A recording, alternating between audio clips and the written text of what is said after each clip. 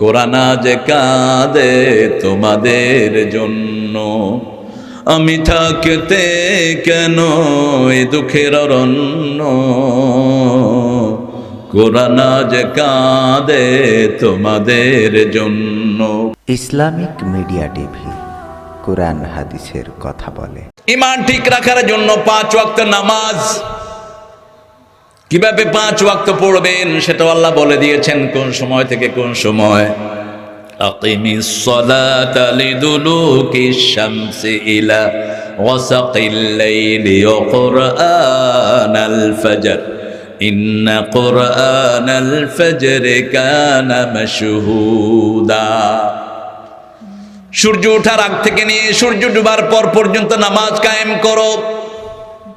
ফজরের কোরআন পড়ো, নামাজ কায়েম করলেই হবে না, কোরআন পড়তে হবে। কোরআন আল ফজর, কোরআন নাই নামাজ নাই, কোরআন নাই কিচ্ছু নাই, কোরআন নাই কিচ্ছু নাই, সবখানে কোরআন, সবখানে কি কোরআন। আল কোরআন ওয়ার রমাদান ইয়াশফাআন, আগে কোরআন সুপারিশ করবে, তারপরে রমজান।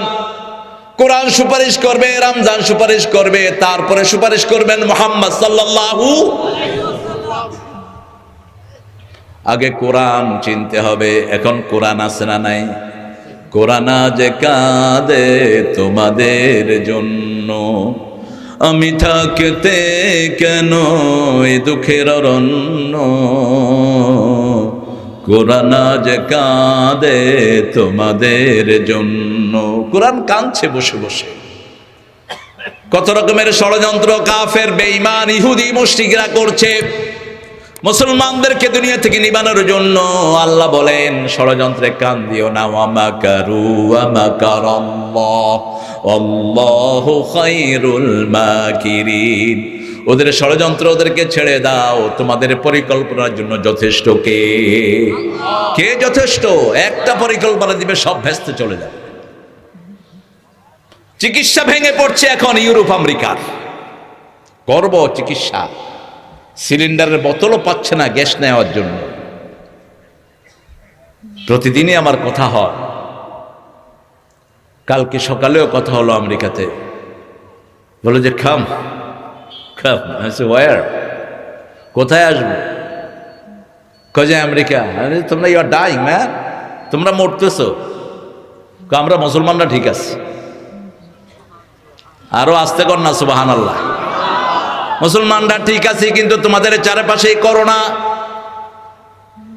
আমাদের বাংলাদেশে এত করোনা আর আমাদের ভয় নাই, ঠিক না বেঠিক? এই যে দেখেন কারো মুখে মাস্ক নাই, কিন্তু এই পর্যন্ত কোনো প্রমাণ নাই কোরআনের মাহফিল থেকে কেউ করোনা আক্রান্ত হয়েছে, কোনো প্রমাণ। মসজিদ থেকে করোনা আক্রান্ত হয়েছে, কোনো প্রমাণ। দর্শনে জামি মাদ্রাসাগুলো খুলে দেয়া হলো, হেফজখানা। তারাও জানে যে হেফজখানার ডরে করোনা না ঢুকবো।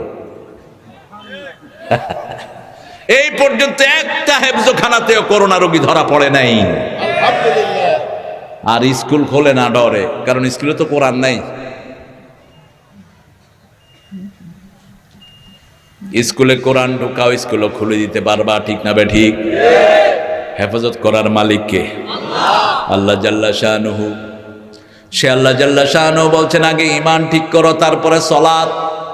5 ওয়াক্ত নামাজ, এক এক কাজের জন্য, এক এক সমস্যার জন্য এক এক ওয়াক্ত।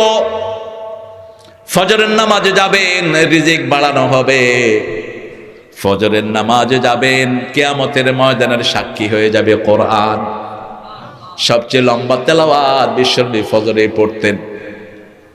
সবচেয়ে লম্বা তেলাওয়াত 80 আয়াত, 85 আয়াত, 90 আয়াত, 120 আয়াত পর্যন্ত 2 রাকাতে পড়েছেন। এখনো আমাদের মসজিদে নববী শরীফ, কাবা তুল মুশাররফা, সেখানে সূরা রহমান ধরা হয় 2 রাকাতে শেষ। 2002 সাল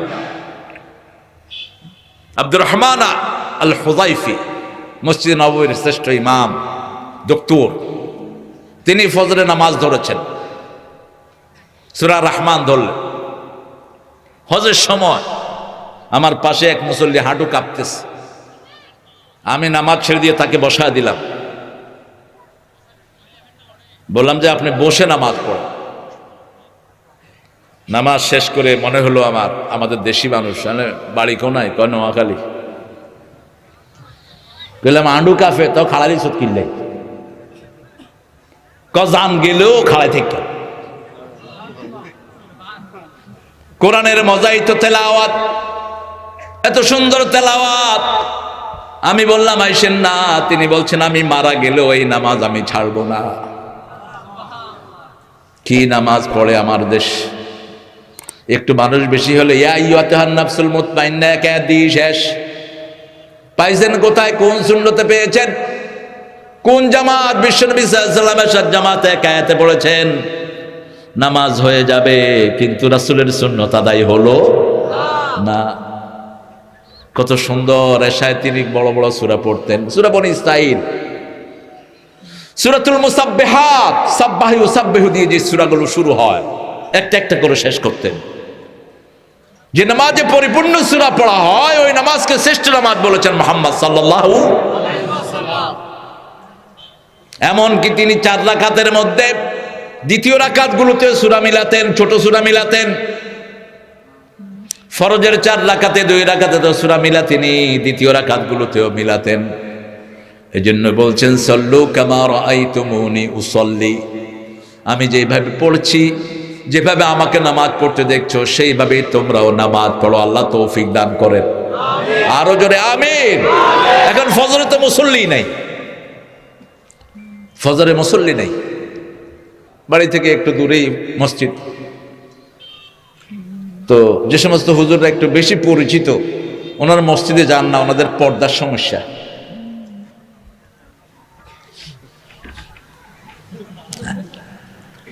ইজ্জত যাবে মসজিদে, তোর ইজ্জতকে ডাস্টবিনে ফেলে দে। এই ইজ্জতের কোনো দরকার নাই যে ইজ্জত তোকে মসজিদে নিবে না। কিসের ইজ্জত? মসজিদে যাবি। কত ফেমাস তুমি হয়েছো, তোমার থেকে বহু ফেমাস ছিলেন মুহাম্মদ সাল্লাল্লাহু। কোথায় পড়েছেন নামাজ? আকাশেও পরিচিত, জমিনেও পরিচিত। পা উঠিয়েছেন সিদরাতুল মুনতাহায়, চলে গেছেন রাহমাতাল লিল আলামিন। পা নামিয়েছেন, আবার জমিনে এসে পড়েছেন আল্লাহু আকবার। আঙ্গুল তুলেছেন, 4 দ্বিখণ্ডিত হয়ে গেছে আল্লাহু আকবার। হ্যাঁ বলেছেন হালাল হয়ে গেছে, না বলেছেন হারাম হয়ে গেছে। সঙ্গে সারের আইন এটার প্রণেতা হলেন মুহাম্মদ সাল্লাল্লাহু। অসংখ্য শরীয়তের আইনের প্রণেতা তিনি। সারে মসজিদে গিয়ে দেখি মাত্র মুসল্লি হলেন 10 জন, ইমাম সাহেব নাই এখন। সবখানে লম্বা কেরাত ধরলে সমস্যা আছে। মুআজ বিন জাবাল রাদিয়াল্লাহু আনহু, বুখারীর বর্ণনা, মাগরিবের নামাজে সূরা নেসা শুরু করছে। এখন পিছনের মুসল্লিরা থাকতেও পারে না, ছাড়তেও। সূরা নেসা শেষ করে ফেলছে পড়ে। মুসল্লিদের অবস্থা খারাপ। রাসূল সাল্লাল্লাহু আলাইহি ওয়াসাল্লাম গিয়ে বলছেন, ইয়া রাসূলুল্লাহ, এমন ইমামের পিছনে খাড়াইছি, এশা দর সূরা নেসা দিয়ে মাগরিব পড়াইছি। রাসূল বলছেন, ফিতনা করো কেন? তুমি মুসল্লিদের দিকে খেয়াল রাখবা। তুমি একা পড়ো, সারা রাত পড়ো, কোনো আপত্তি, কিন্তু যখন পিছনে মুসল্লি থাকবে মুসল্লিদের শরীরের দিকে খেয়াল রাখতে। এই জন্য রাসূল ফজরের সময় নাসার ফালাক দিয়ে একদিন ফজর শেষ করে দিয়েছেন। সাহাবায়ে কেরাম বলেন, ইয়া রাসূলুল্লাহ, এত ছোট্ট সূরা দিয়ে তো নামাজ পড়ান না। আমার প্রিয় সাহাবীরা, যখনই সালাত শুরু করেছি পিছন থেকে শিশুর কান্না আমার কানে ভেসে এসেছে। আমার মনে হয়েছে ওই শিশুর মা আমার পিছনে নামাজে দাঁড়ানো।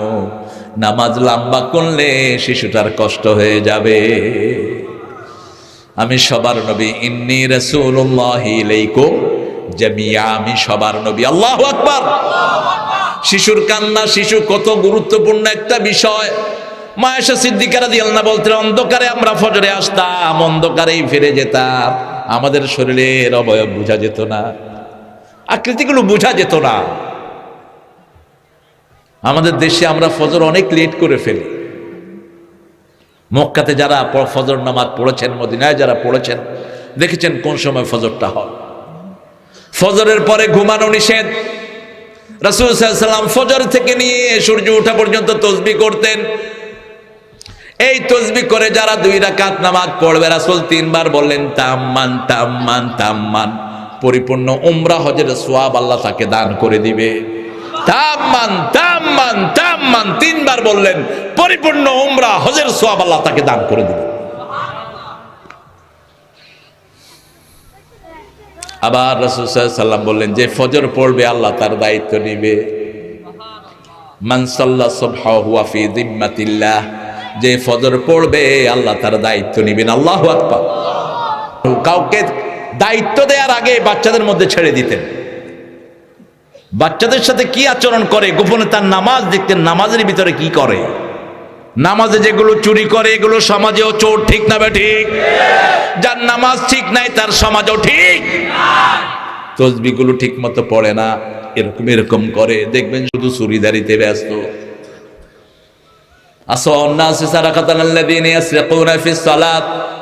নিকৃষ্ট চোর হলো নামাজ চোর। সাহাবায়ে কেরাম বলেন, ইয়া রাসূলুল্লাহ, নামাজ চোর কিভাবে হয়?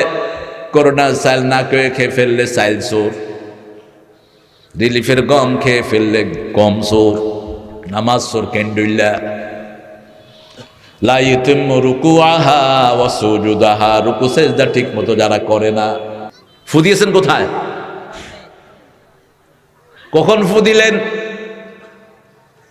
হিজরত করবেন, নামাজ ফরজের আখ্যানের সময়। রাসূলকে ঘিরে ফেলেছেন, মেরে ফেলবে, রাখে আল্লাহ? তোমরা যতই ষড়যন্ত্র করো, তোমাদের হাতে মৃত্যু নয়, জীবনও নয়, একজনের হাতে। তিনি কে? 100 যুবক দাঁড়িয়েছে ঘরের চারিদিকে। আল্লাহ বললেন, কিছু বালু হাতের উপর তুলে ফু দিয়ে ছেড়ে দেন। বালু ফু দিলে তো সামনেই পড়বে, যার তার চোখে যাবে, বালু তো ঘুরার ক্ষমতা রাখে না। কিন্তু আল্লাহ বলেন, ওয়ামা রামাইতা ইয রামাইতা ওয়ালাকিন্নাল্লাহ রামা। এটা বালু নয়, এটা ক্ষেপণাস্ত্র। রামিন মানে ক্ষেপণাস্ত্র। রামিন মানে কি? ক্ষেপণাস্ত্র। আস্তাগদু লাহুম মিন কুওয়া ওয়া রিবাতিল খাইল। আল কুওয়া হিয়ার রামি, আল কুওয়া হিয়ার রামি, বুখারীর বর্ণনা। কুওয়াটা কি? তোমরা শক্তি সঞ্চয় করো। শক্তি কি? ক্ষেপণাস্ত্র, ক্ষেপণাস্ত্র, ক্ষেপণাস্ত্র। ক্ষেপণাস্ত্র কি? কোরআন পড়ে ফু দাও, কাফেরদের চোখের ভিতরে আল্লাহ ক্ষেপণাস্ত্রের মতো ঢুকিয়ে দিবেন। চোখ অন্ধ হয়ে যাবে, কিছুই দেখবে না। 100 যুবক দাঁড়ানো, রাসূল হাত ভেদ করে চলে গেলেন, খবর নেই। সেই কোরআন আজও আছে না নাই? কোরআন আছে, হাদিস আছে, শুধু আমরা নাই। ওই আমল আমাদের মধ্যে নাই। আজও সেই কোরআন আছে, হাদিস আছে, সেই ঈমান আর মানুষে নেই, সেই আবু বকর ওমর নেই। আল্লাহ আমাদেরকে চেষ্টা করার তৌফিক দেন। আজকে ওয়াদা করব, প্রতিদিন 100 আয়াত পড়বো। রাজি আছেন? যাদের হৃদয়ে আছে আল্লাহর ভয়, তারা কভু পথ ভুলে যায় না। আল্লাহর প্রেম ছাড়া এই দুনিয়ায় কারো কাছে কোনো কিছু চায় না। রাতের আধার